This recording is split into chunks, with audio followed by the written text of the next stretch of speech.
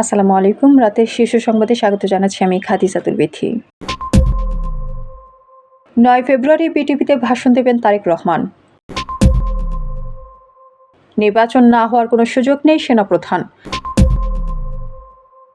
নতুন আঙ্গিকে এসেছে কলকাতার বাংলাদেশ গ্রন্থাগার, তালিকায় বেগম খালেদা জিয়া বই। ২৪ ঘন্টার আলটিমেটাম দিয়ে রাস্তা ছাড়ল কারিগরি শিক্ষার্থীরা। সঠিক সিদ্ধান্ত নিতে ব্যর্থ হলে আমরা আবার বিপদে পড়ব, মির্জা ফখরুল। চেভেনিং ও কমনওয়েলথ স্কলারশিপ যুক্তরাজ্য ও বাংলাদেশ সম্পর্ক জোরদার করছে সারাহ কুক। বুথে পোস্টাল ব্যালটে ভোট দিলেন কারাবন্দীরা। হয়তো শুনতে হবে যে আমার দেশের স্বাধীনতার পক্ষে যুদ্ধ করেছিল সালাউদ্দিন। চট্টগ্রাম বন্দরে অনির্দিষ্টকালের কর্মবিরতি ঘোষণা। ভারতীয় আর সাপের মুখোমুখি হলে আগে ভারতীয়কেই মারো। এবং ইরানের সরকার বিরোধী বিক্ষোভে জড়িত ১৩৯ বিদেশি গ্রেপ্তার। শুনছিলেন শিরোনাম, এবার বিস্তারিত। আগামী ৯ ফেব্রুয়ারি বাংলাদেশ টেলিভিশনে ভাষণ দেবেন বিএনপি চেয়ারম্যান তারেক রহমান। নির্বাচন কমিশন বিটিভি মহাপরিচালককে এই সংক্রান্ত ব্যবস্থা নেওয়ার জন্য বলেছে। মঙ্গলবার নির্বাচন কমিশনের জনসংযোগ পরিচালক মোহাম্মদ রুহুল আমিন মল্লিক বিটিভি পরিচালককে এই বিষয়ে চিঠি দেন। চিঠিতে উল্লেখ করা হয়, সুষ্ঠু, অবাধ ও গ্রহণযোগ্য নির্বাচনের জন্য নির্বাচনী পরিবেশ সৃষ্টি অত্যন্ত গুরুত্বপূর্ণ। বাংলাদেশ টেলিভিশনের প্রচারণার ক্ষেত্রে সব প্রার্থীর জন্য সমান সুযোগ নির্বাচনী পরিবেশ সৃষ্টিতে ভূমিকা রাখতে পারে। বিটিভিতে দলীয় প্রধানের নির্বাচনী প্রচারে স্লট বরাদ্দ সংক্রান্ত কমিশনের নির্দেশনা অনুসরণের কথাও চিঠিতে বলা হয়। এক্ষেত্রে জাতীয় সংসদ নির্বাচন আচরণ বিধিমালা ২০২৫-এর বিধি ৬ এর উপবিধি গ এর অনুসরণে লিখিত আবেদন প্রাপ্তির সময়ের ক্রমানুসারে স্লট নির্ধারণ করতে হবে। সেনাপ্রধান জেনারেল ওয়াকারুজ্জামান বলেছেন, জাতীয় নির্বাচন নিয়ে সরকার, নির্বাচন কমিশন, পুলিশ ও সেনা, নৌ ও বিমান বাহিনী সহ সবাই আগ্রহী। সেখানে নির্বাচন না হওয়ার কোনো সুযোগ নেই। মঙ্গলবার ৩ ফেব্রুয়ারি ৩ বাহিনীর প্রধানদের গাজীপুর জেলা পরিদর্শন ও আইনশৃঙ্খলা রক্ষাকারী বাহিনীর কর্মকর্তাদের সঙ্গে মতবিনিময় সভায় তিনি একথা বলেন। সেনাপ্রধান বলেন, সুন্দর নির্বাচন করার জন্য আমরা সক্ষম। নির্বাচন নিয়ে সবাই আগ্রহী। নির্বাচন নিয়ে সরকার, নির্বাচন কমিশন, পুলিশ ও সেনা, নৌ ও বিমান বাহিনী সহ সবাই আগ্রহী। সেখানে নির্বাচন না হওয়ার কোনো সুযোগ নেই। সেনাপ্রধান জেনারেল ওয়াকারুজ্জামান আরও বলেন, নির্বাচনকে প্রভাবিত করার জন্য বিকাশের মাধ্যমে কিছু মানি ট্রানজ্যাকশন হতে পারে। আমরা নির্বাচন কমিশনের সঙ্গে কথা বলেছি। কিছু ক্রিমিনাল থাকতে পারে, সবাই এ ধরনের অপকর্ম করবে না। তিনি বলেন, নির্বাচনের দিন যারা র্যাগিং এবং ভোটারদের ভোট কেন্দ্রে যেতে বাধা দেবে তাদের বিরুদ্ধে সেনাবাহিনী অ্যাকশন নেবে। অপরাধ করলে যতটুকু আইনে রয়েছে ততটুকু শাস্তি পাবে। ভারতের কলকাতায় বাংলাদেশের শিল্প, সাহিত্য ও রাজনীতির একমাত্র ঠিকানা বাংলাদেশ গ্রন্থাগার ও তথ্য কেন্দ্র। তবে বেশ কয়েক বছর ধরেই যেন কমছিল এর জৌলুস। চাহিদা মাফিক বই না থাকায় মুখ ফিরিয়ে নিচ্ছিলেন কলকাতার বাঙালি পাঠকরা। এবার নতুনভাবে সেজে উঠেছে কলকাতার বাংলাদেশ গ্রন্থাগার। কলকাতায় যেসব বাংলাদেশিরা ঘুরতে আসেন তাদের অনেকেই জানেন না কলকাতার প্রাণকেন্দ্রে রয়েছে বাংলাদেশ সরকার পরিচালিত বাংলাদেশ লাইব্রেরি ও তথ্য কেন্দ্র। কলকাতার পার্ক সার্কাস ৭ মাথার মোড়ে ৩ নম্বর সোহরাওয়ার্দী এভিনিউতে অবস্থিত বাংলাদেশ উপ হাইকমিশন গ্রন্থাগার ও তথ্য কেন্দ্রটি সম্প্রতি ঢেলে সাজানো হয়েছে। গ্রন্থাগারটি আরও আকর্ষণীয় করে তুলেছে বাংলাদেশের সাবেক প্রধানমন্ত্রী প্রতাপ বেগম খালেদা জিয়া এবং দেশটির সাবেক রাষ্ট্রপতি জিয়াউর রহমান সম্পর্কিত বেশ কিছু বইয়ের অন্তর্ভুক্তির কারণে। দাবি আদায়ে অন্তর্বর্তী সরকারকে ২৪ ঘন্টার সময় বেঁধে দিয়ে রাজধানী তেজগাঁওয়ের গুরুত্বপূর্ণ ৭ রাস্তা মোড়ে অবরোধ তুলে নিয়েছেন কারিগরি শিক্ষার্থীরা। প্রায় ৩ ঘন্টা অবরোধ চলার পর মঙ্গলবার দুপুর ৩টা ১০ মিনিটের দিকে আন্দোলনকারীরা সড়ক ছেড়ে দিলে ধীরে ধীরে যান চলাচল স্বাভাবিক হতে শুরু করে। এর আগে দুপুর ১২টার দিকে ঢাকা পলিটেকনিক ইনস্টিটিউট সহ সরকারি ও বেসরকারি বিভিন্ন কারিগরি শিক্ষা প্রতিষ্ঠানের শিক্ষার্থীরা ৭ রাস্তা মোড় অবরোধ করে বিক্ষোভ শুরু করেন। তাদের অভিযোগ, ১০ম গ্রেডের উপসহকারী প্রকৌশলী পদে ডিপ্লোমা প্রকৌশলীদের পাশাপাশি পিএসসি প্রকৌশলীদের নিয়োগের বিধান করার সুপারিশ করা হয়েছে, যা ডিপ্লোমা প্রকৌশলীদের পেশাগত অধিকার ক্ষুণ্ণ করবে। এই সুপারিশ অবিলম্বে বাতিলের দাবিতে তারা সড়কে নামেন। অবরোধের ফলে ৭ রাস্তা মোড় দিয়ে চলাচলরত সব ধরনের যানবাহন বন্ধ হয়ে যায়। বিএনপি মহাসচিব মির্জা ফখরুল ইসলাম আলমগীর বলেছেন, অনেক ত্যাগ তিতিক্ষার পর যে নির্বাচনটা আমরা পেয়েছি সেই নির্বাচনকে অত্যন্ত গুরুত্ব দিয়ে দেখা উচিত। এই নির্বাচনে যদি সঠিক সিদ্ধান্ত নিতে পারি তাহলে আগামী ৫ বছরের জন্য বাংলাদেশকে আমরা শান্তিপূর্ণ ও স্থিতিশীল অবস্থার মধ্যে নিতে পারব। কিন্তু এই নির্বাচনে যদি আমরা সঠিক সিদ্ধান্ত নিতে ব্যর্থ হই তাহলে আমরা আবার বিপদের মধ্যে পড়ব। মঙ্গলবার বেলা 11:30টার দিকে ঠাকুরগাঁও পৌরসভার ৬ নং ওয়ার্ডে এক নির্বাচনী সভায় তিনি একথা বলেন। ঠাকুরগাঁও ১ আসনে বিএনপির সংসদ সদস্য প্রার্থী মির্জা ফখরুল ইসলাম আলমগীরের সমর্থনে শহরের পৌর কমিউনিটি সেন্টারে এ সভার আয়োজন করে ঠাকুরগাঁও পৌর বিএনপি।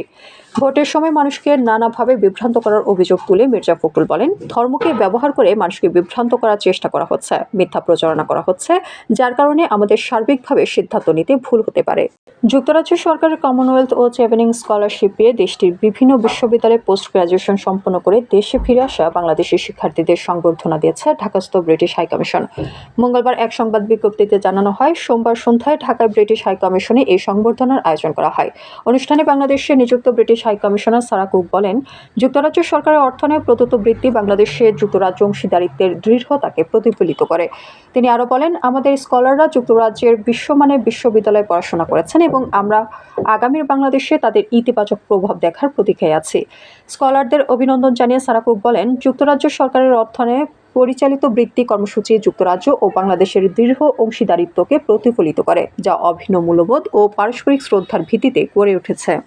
ত্রয়োদশ জাতীয় সংসদ নির্বাচনে পোস্টাল ব্যালটের মাধ্যমে কারাবন্দী ভোটারদের ভোট গ্রহণ কার্যক্রম শুরু হয়েছে। সারা দেশের বিভিন্ন কারাগারে থাকা মোট 5,960 জন কারাবন্দী ভোটার নিজ নিজ কারাগারে স্থাপিত নির্ধারিত বুথে প্রবেশ করে তাদের ভোটাধিকার প্রয়োগ করেছেন। মঙ্গলবার নির্বাচন কমিশনের পূর্ব ঘোষণা অনুযায়ী কারা কর্তৃপক্ষ সকাল থেকেই কারাগারে স্থাপিত বুথগুলোতে ভোট গ্রহণ কার্যক্রম শুরু করে।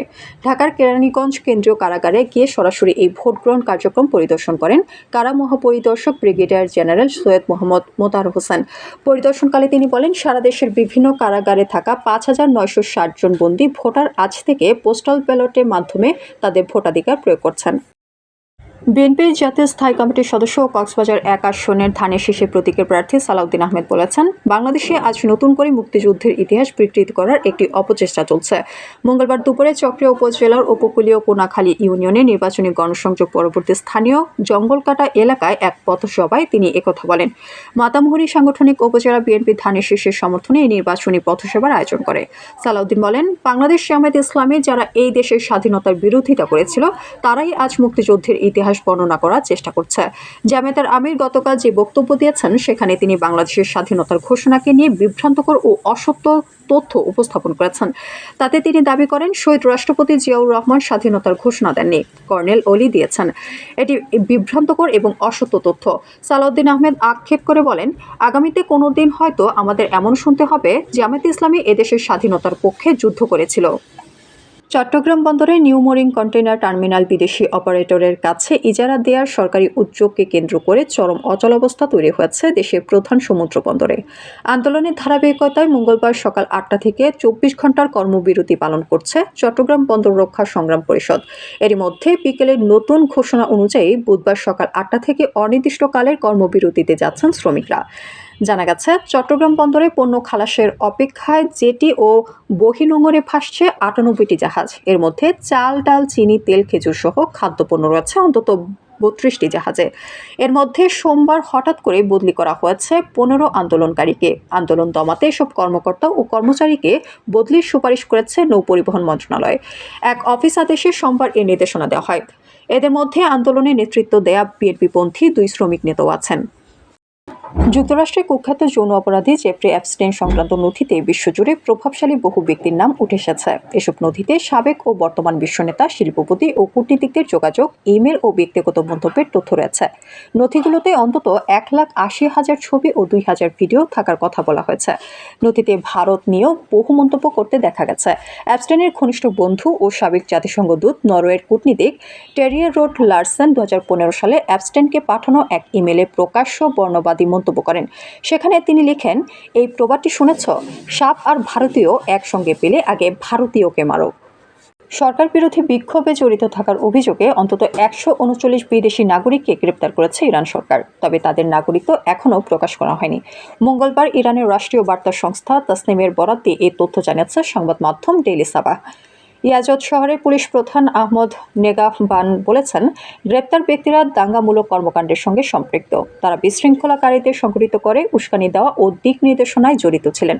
কিছু ক্ষেত্রে তারা দেশের বাইরে থাকা নেটওয়ার্কের সঙ্গেও যোগাযোগ করেছেন। আল্লাহ হাফেজ।